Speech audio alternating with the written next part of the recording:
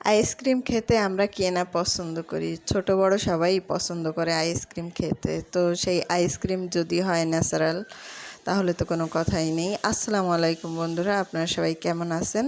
আশা করি সবাই ভালোই আছেন। আলহামদুলিল্লাহ, আমিও ভালো আছি। তো আজ নিয়ে আসলাম একেবারেই নতুন একটা রেসিপি, যেমন আমের আইসক্রিম।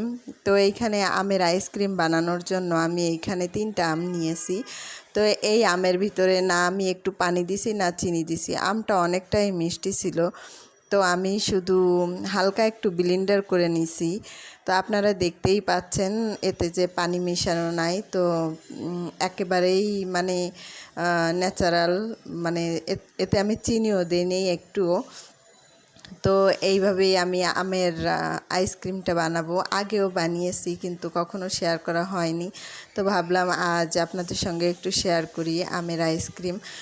তো এই গরমে আইসক্রিম আসলেই খেলে মনটা মনটা একটা শান্তি লাগে, মানে ঠান্ডা ঠান্ডা একটু অনেকটাই ভালো লাগে। তো অনেক বাচ্চারা আছে আম খেতে চায় না, আমার বাচ্চারা তো আম খেতে চায় না। তো ভাবলাম আম যেহেতু খেতে চায় না, তো তার জন্য একটু আইসক্রিম বানিয়ে দেই। তো আমি তার জন্য আইসক্রিম বানালাম। তো আপনারাও অবশ্যই ট্রাই করে দেখতে পারেন, আইসক্রিমটা অনেকটাই মজা লাগে, আমি খেয়েছি অনেকবার। তো আমার ভিডিও যদি আপনাদের ভালো লাগে অবশ্যই লাইক কমেন্ট শেয়ার করবেন।